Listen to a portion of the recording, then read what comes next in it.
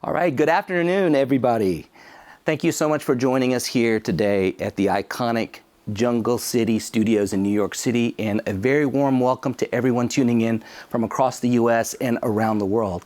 I'm Rick Knockby, SVP of Sales for Solid State Logic, and thank you guys for being here. Right now, I'd like to introduce the founder and owner of Jungle City. Let's give it up for Ann Mincieli, please. I just want to say welcome to Jungle City Studios. Really exciting day for SSL. I've been in the trenches with SSL since the early 90s with various consoles and being a product specialist at one point between the J9000 and the Axiom. And it's really great to see SSL still thriving through the twists and turns of technology, and it's only getting better. I'm really excited to be able to unveil this, new console today. Thank you for everyone for coming. Right. Thank you so much. All right, so let's just take a second to think back. Where were you in 1985? Okay, so in 1985, SSL consoles had already cemented their place in the world's top recording studios. And SSL consoles were not just tools, they were the instruments of innovation shaping the sound of a generation. So I was curious the other day on, what songs were made in 1995 on an SSL console? So my good friend ChatGPT told me very quickly that just a couple of them from 1985, Phil Collins, No Jacket Required, songs from The Big Chair, Tears for Fears, Like a Virgin, Madonna, all in 1985. And that's just scratching the surface. So something else really revolutionary and visionary happened in 1985. And that was our founder, Colin Sanders, along with members of the SSL engineering and product team, authored a white paper entitled The Future of Audio Console Design. And in this, they didn't just reflect on where we were, they imagined where we could go. And they explored the technologies on the horizon and dared to dream about what the future of console design might look like decades into the future. So here we are, 40 years later, standing at the very intersection of that vision and reality. And today, from Jungle City Studios, we are taking our first steps into what Colin imagined way back then, the beginning of a new studio revolution. So welcome to the revolution. And now it's my pleasure to introduce my colleague, Phil Scholes. Thanks, Rick. Thanks so much. So, as you know, we're here to see a console. So let's roll the tape and you can see some of the unique features about this new console we're launching today.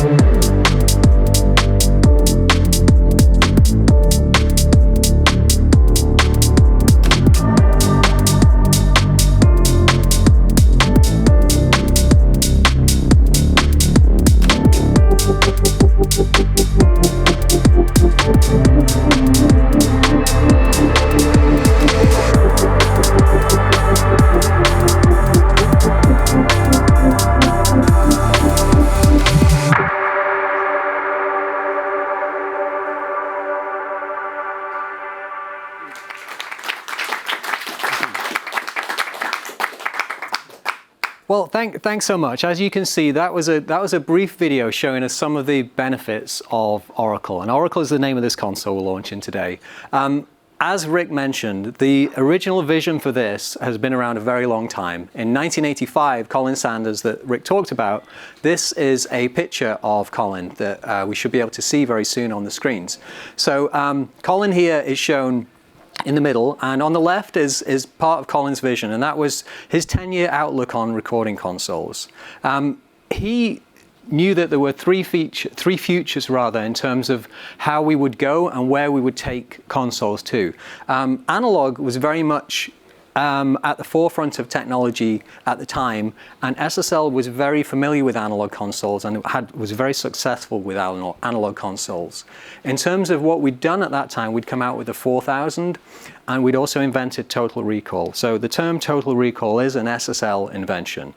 And what that allowed us to do was to actually control certain aspects of the console and actually also recall them. So when we turned the pots, you could line up with a display on the console. So now analog was a reality. Digital was starting to become a reality as well. And digital consoles offered many benefits versus analog, but they also came with many drawbacks as well. So the real thing that was the problem with digital consoles is in terms of things like sample rate and latency. So it wasn't that they weren't great, it was that they weren't as great as they could be with regard to controlling analog. So that's what Colin wanted to do. Colin really saw the future of recording consoles as being a digitally controlled analog console.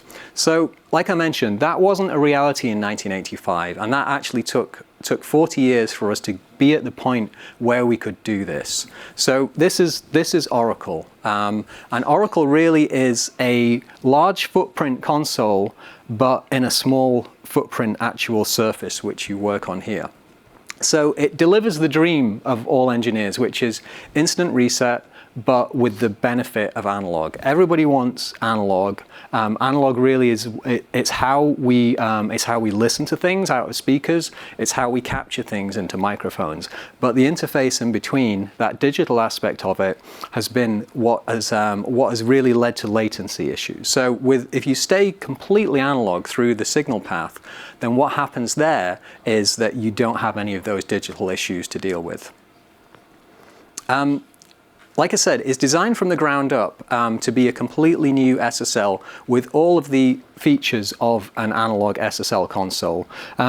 What we're going to do for the next 30 minutes or so is we're just going to go through some of these features on here, and I will show you just how different it is, but also how similar it is. It's very important for us to know that you as an engineer feel confident in the controls of that console and know that you can reach for something and it be there every time. So the benefit is total recall and instant reset, but of course the familiarity is what we want in terms of an analog console. So let's have a little bit of a look through some of the things which make Oracle unique. Firstly, it's a brand new analog console from SSL. It's been in development, specifically this console, for 5 years, but as we talked about, the vision has been around for about 40 years. It is built in the factory in England, just like all SSL analog consoles and digital consoles are. We've been in the same factory since 1987, and that's what we jokingly refer to as the new factory. The old factory is much older than 1987, but our new factory has been around since 1987. We patented some technology in here which we call active analog. And active analog is the ability to recall and reset in the analog domain. Hands-on control surface is what we see when we look at this console and when we feel this console. And then, as I said a couple of times already, it's worth mentioning, this is purely analog. It's not digital audio, it's analog audio. So that means it's flexible for use in recording, in mixing, in overdubs, or in anywhere you would normally want to use an analog console, but are constrained by some of those flexibilities that were inherent, not inherent in earlier designs. So door control. The other thing about SSL is we integrate well with other things in the studio. We know we're not just the only thing in the studio, so we want to be able to influence controls on other things like DAWs. So we can actually control the DAW directly from this control surface. So we call that a hybrid workflow. And then the other thing is we wanted to give people the ability to actually prep sessions. So normally on an analog console, the only prep you can do is you get to the session, you start working on the console. But with this console, we have an offline setup application, and that means we can actually take that onto our laptop and prep our session on our laptop before we go to a fabulous studio like Jungle City. The other thing is we made it slightly different. I keep talking about how different this is, but there are some things that that make it unique. So if you have a look under the console, you can see there's some racks there. This is all of the analog audio, and this is where all of the connections are. And this is the control surface which talks to that analog rack underneath. The other thing that's great about the flexibility is we can make stereo channels. So on a traditional analog console, you have mono channels, that's it. But on this console, you can have stereo channels. So that means you get a stereo EQ, and you get the ability to link left and right, and also change the pan and the width on those channels as well. As I mentioned, hands-on control is a big thing for us, and ergonomics are the hallmarks really of SSL consoles.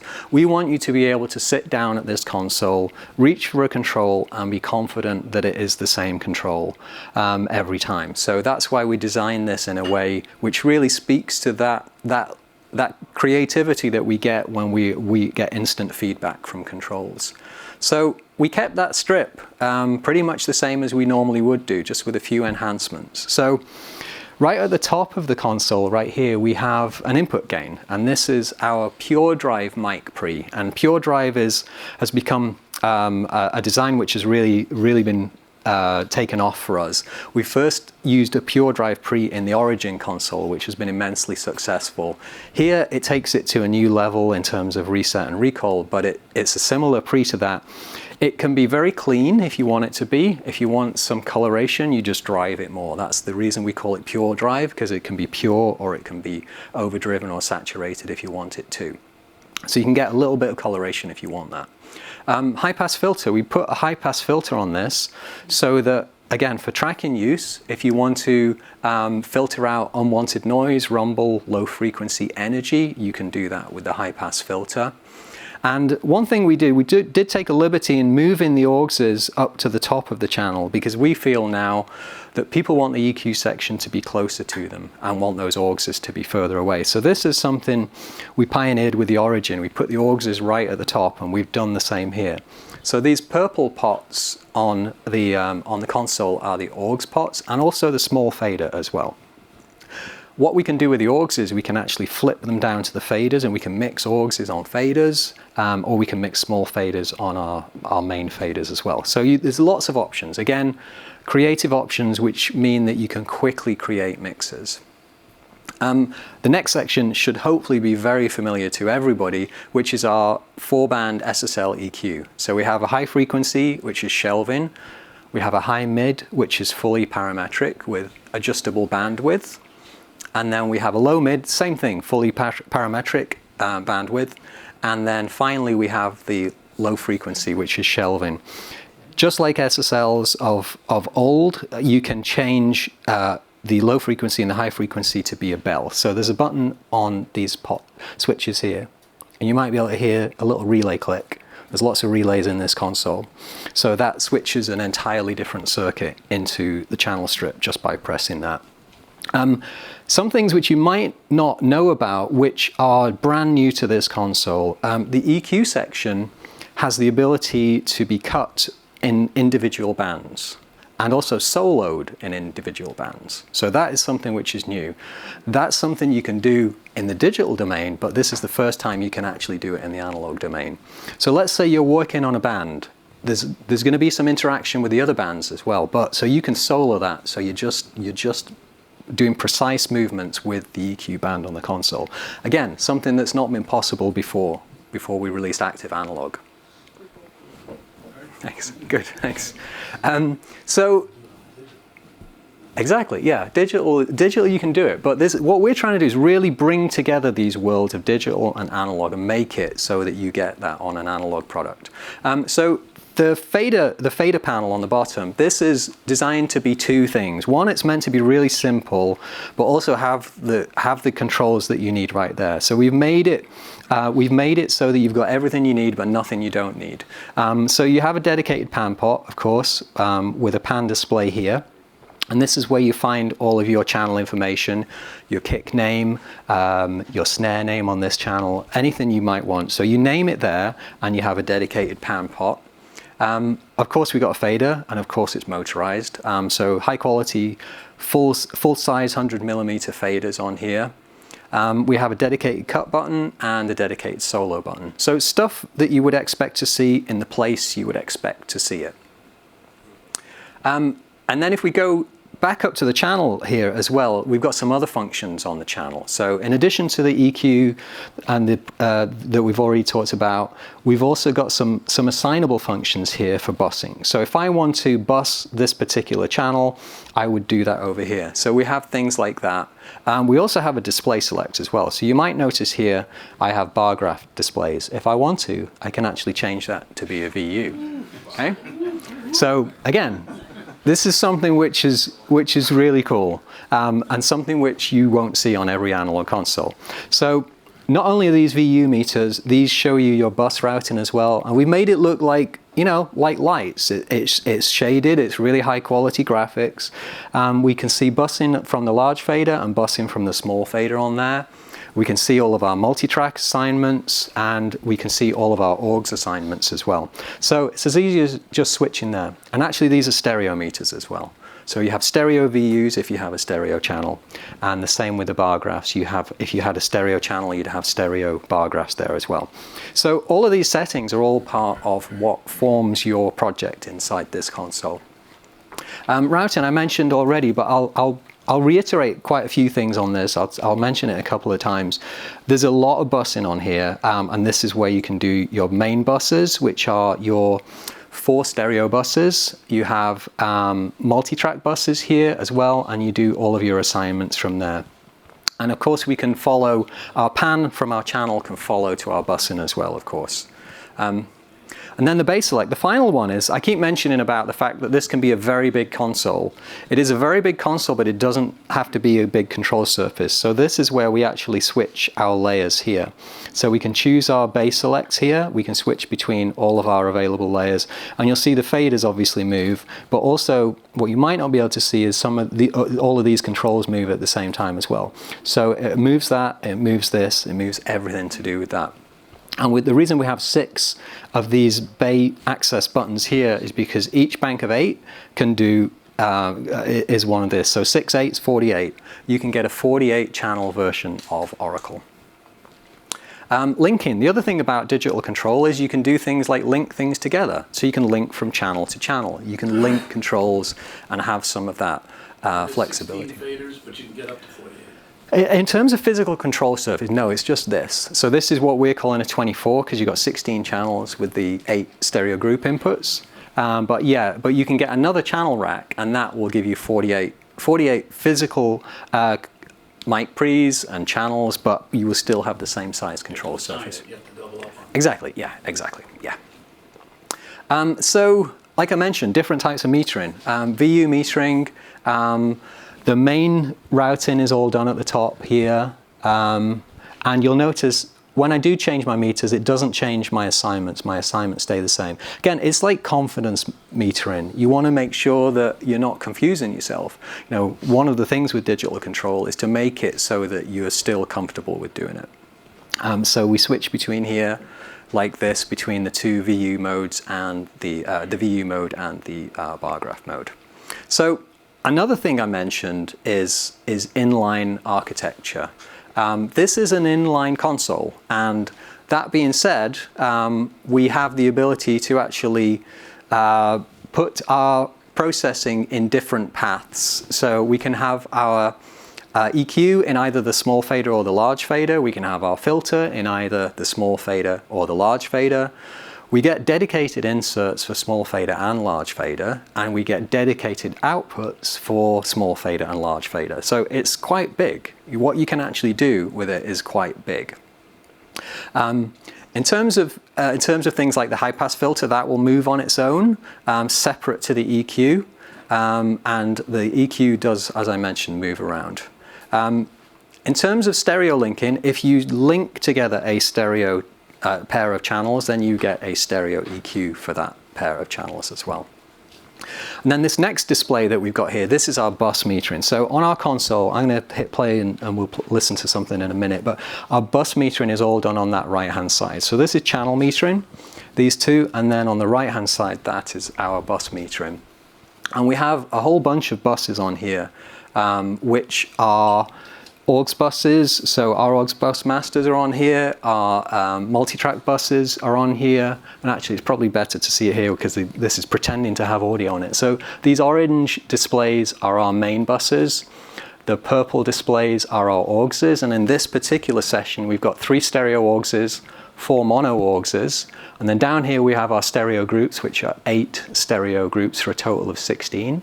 And then we have our teal colored, which is our multi-track buses, which we have 16 of. Very big in terms of busing. Not all analog consoles do this. I know we're famous for doing this and having a flexible approach, but not everybody does that. And it's worth mentioning that. This is not just a tracking console, and it's not just a mixing console. This is a console which will do multiple things when you need it to. And because it's instant reset, it can change quickly. So this is a really interesting new development which we put into this console. So I'm sure some of you are familiar with the idea of echo returns or stereo returns. That's where you bring your effects devices back into your console center section and inject it into your main buses. Well, that's a great feature and it's something we've always done. But what we wanted to do is add more flexibility. So what we did was we came up with these stereo group inputs. And there's 8 of these, so twice as many as we typically do with stereo returns. There's 8 of these, and they have a width control. So this display we can see here, this triangle, that's our stereo width. And we can actually collapse that if we want to, or we can even make it wider. So if you want an instrument to be wider, you can do that here. It has an insert point as well. That's the other thing. People say, well, why don't you have inserts on stereo returns? This does. And it also has the ability to feed other aspects. We can feed the auxes to it. If you want to have reverb in your headphones, you can do that on here. And we also have a mid-side decode and encode as well. So that's some functionality, which again is new and powerful. The 4 main buses that we talked about, these are shown here. And I'll show you one of the things with this console is there's a detail view. So if I press detail on here, it actually shows me a detail view of a channel. I can do the same thing on the buses. And after this presentation's finished, I think what we're going to do is we're going to come and grab hold of this, and you're all welcome to play around with it. So if I were to press the detail view on the main buses, which I won't because it's all the way over there, it would show me this display right here. And this display is what I have on my main A bus. My main A bus is my primary stereo bus, and that has on it a Bus Plus. So Bus Plus has been a very popular rack-mounted bus compressor for us, which takes the idea of the old SSL VCA bus compressor and adds new life to it. It has additional ratios, much more than the 2, 4, and 10 you might be used to. It has 1.2, 1.3 rather, 1.5, 2, 3, 4, 5, 10, 20, all the way up to negative ratios even. So in addition to that, it has emulations for 4000 bus compressor. We have a transient expander, and we have an analog dynamic EQ as well. So these are all things included in the console in analog, not plugins, all analog. And then we also have 2 insert points on this. We used to do that on the older consoles. We had a pre-VCA, post-VCA. On here we have a pre-fader insert and a post-fader insert. So again, maintaining that functionality from people who are used to the classic SSL consoles. Control room monitoring. Of course, these days we tend to have more than one pair of speakers.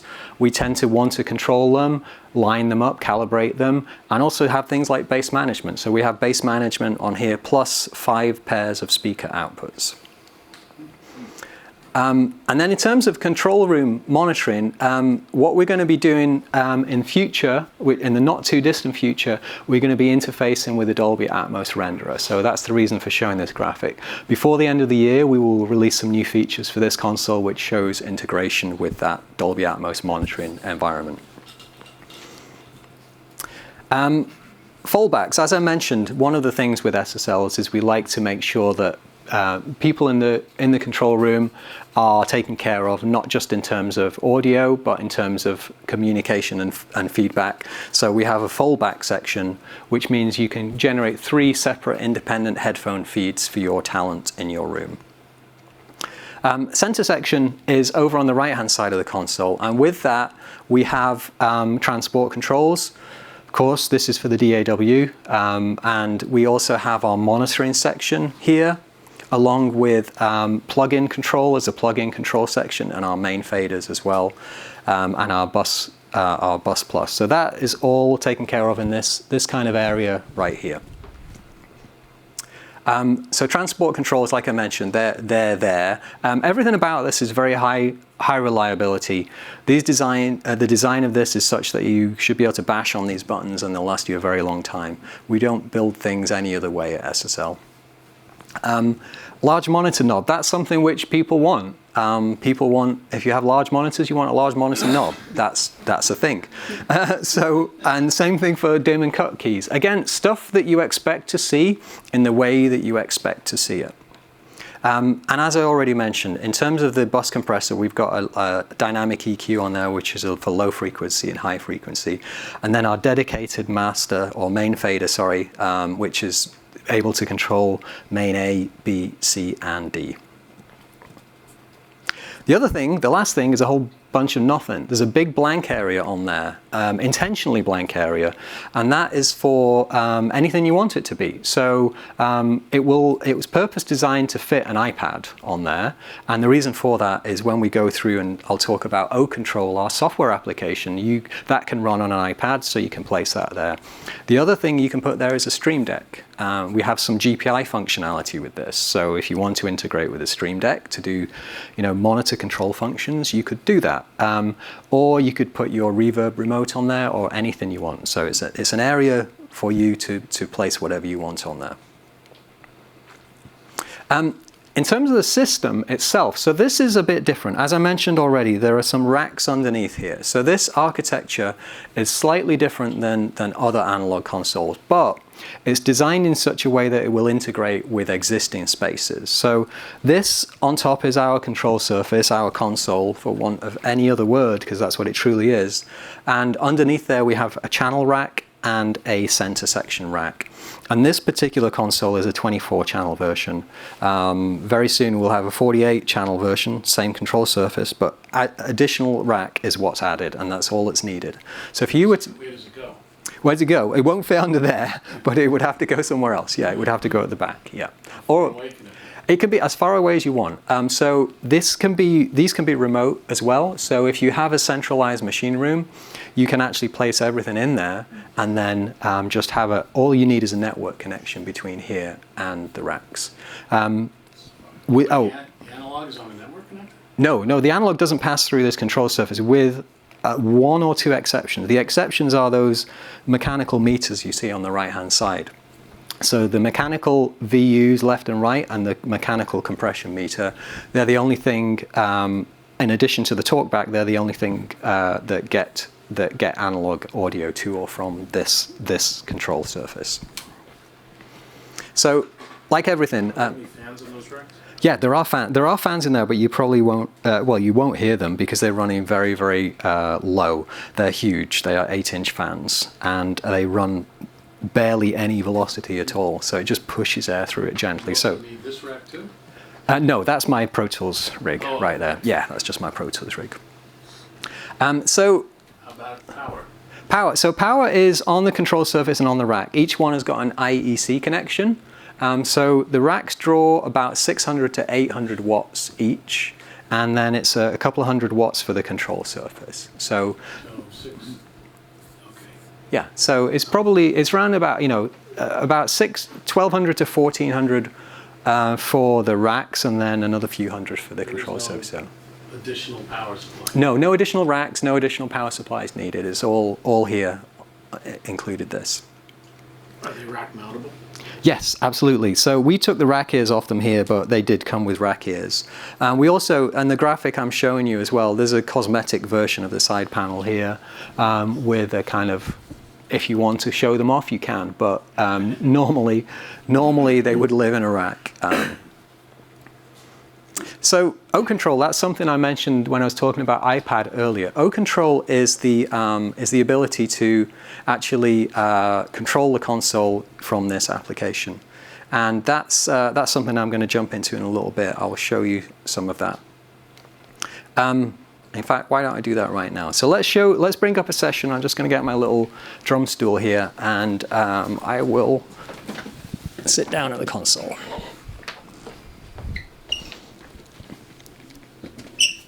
So yeah, so this is a session I've got loaded up on the console right now. If I just hit play on my transport here, it will start to play. So if I just solo up an individual track, for instance. So if I want to, so this is my kick here. So eventually I will hear kick when he starts playing the kick. There we go. So this is my kick. If I wanted to change the parameters on this, I just reach up and grab them. So it's an EQ. I'm just going to reach up and grab the EQ. I'll do it on my left hand so camera can see me. So I've got my high mid EQ, I've got my low mid, and then I've got my low frequency here. And I can change those parameters. You'll see here, this is my large fader level and my small fader level. So when I change the fader there, it changes that on the large fader, and then this is my pan pot for my large fader as well. So it looks, behaves, feels, because it is an analog console, it's immediate.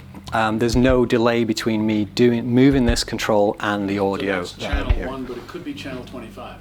Yeah, exactly. So if I wanted to change it to a different channel, I could go over here, and now this is showing me channel, the next bank of channels. Yeah. Can you put 2 names? Yeah, yeah. So that we do that in the application. And what you see, the detail view is nice. It shows me the signal flow through the channel. So here I've got filter, EQ, insert, fader, but I can move that around as well, just like we do on AWS, just like we do on Duality. It's exactly the same idea. But here, of course, we get a really nice pop-up display. If I don't want that display, what I can do is I just get rid of my detail display, and I go back to my channel strip here.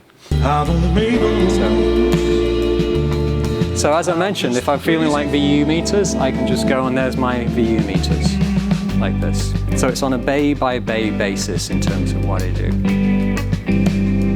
So this is, I would be sitting here mixing, and I won't bore you with my mix skills. But what we can do is, let's say I'm done with this session, I can change to another one. So if I wanted to change to another session, all I need to do is go over here to this computer, and basically I will change my Pro Tools session first of all. So this is a session I have on here. If I just go and open a session here called Into the Future, this will take, I don't know, there's not many plugins on this, so it'll probably take, just a couple of seconds, something like that. So that's my Pro Tools session switched over, and in O-Control, I do the same thing. I just go here, and instead of the track which I'm playing right now, which is Tom Atlas, I go and press Into the Future, like so, and click Open. It resets every parameter on the console. Just like that. So it's quicker than it takes to load a Pro Tools session. So now I hit play, and it's changed everything. So yeah. So this and when it's doing it's worth pointing. When it's doing that, it's not just loading into the channel. It's doing everything. It's doing them. If it was a tracking session, it'd be setting the mic pre's exactly. If it was, if you had EQs, it's setting the EQs. It sets everything about this. Did it remember fold back? Everything, absolutely everything, from start to finish, absolutely everything. So it really is that quick, you know, and it's difficult to imagine that before this console. So that's one session. So that was the second session that I loaded up. If I can do the exact same thing again, I have a. So let's see here. I've got one. What's this next track called? Don't Bring Me Back. So if I just load this, don't save that. So there you go. Couple of seconds, and my Pro Tools rig has changed. And now I go to open a project here, and I go here. Which one was it? Don't Bring Me Back. That was it. So click open. That's it. New session. That's all it takes. It's that quick. So you can literally work on, you know, 5, 6 projects a day. You could work on 2 projects an hour if you wanted to. And again, it saves everything. So if I hit save now, if I move something, I hit save, it's all saved. It's automatable, it's instantly recallable, and everything on here is just the way it should be.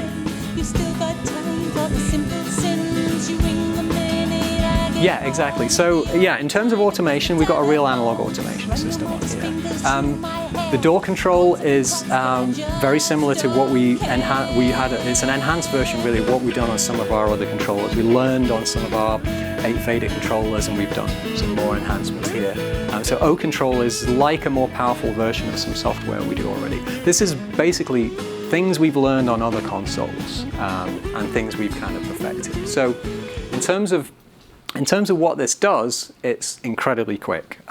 So, you know, that's why we're calling this a revolution today. I know we've pushed this idea a lot over the last week on social media. You can't move for the studio revolution. And that's intentional. We really, truly believe this is revolutionary. So, as I mentioned, you can track on this. You can do production work on this. You can, of course, mix on this, and at the touch of a button. So this is it. This is Oracle. So there's a couple of pictures here just showing in our development lab, which is called the PDA, Product Demonstration Area in Begbrook, which is where all of our consoles are made. And just a couple of summaries, really. It's a studio revolution.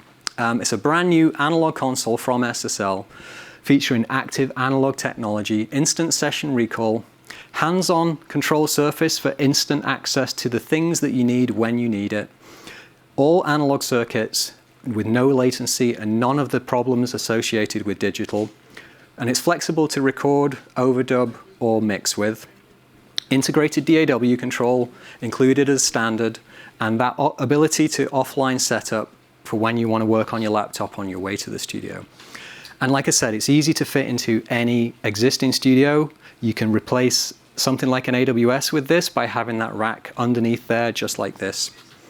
And multiple stereo and immersive mix options with the immersive capability coming before the end of the year. And that is basically Oracle. Thanks so much.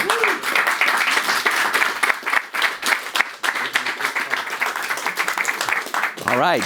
So what did you think? Awesome. So many questions. So yeah. So just to kind of wrap up, and thank you so much, Phil. Thank you, Ann, for having us here at Jungle City Studios. Let's give it up for Ann. So, as you've seen, this is a really monumental day for SSL. This is something that really is 40 years in the making, and 5 years of development, and finally this dream that we've all been dreaming of an analog SSL console with instant recall is finally here. So we're so excited, and the best part about this whole thing is that we've already secured orders in the US from commercial recording studios, and Oracle is going to be shipping in July. So this is not a dream that's going to happen someday. This is not vaporware. It is here. So first of all, if you'd like more information, please visit us at solidstatelogic.com/Oracle, or reach out to one of our studio experts at Oracle at solidstatelogic.com, or reach out to one of our authorized dealer partners, because the studio revolution is here and it begins now. Thank you so much for being here and for watching. Thank you.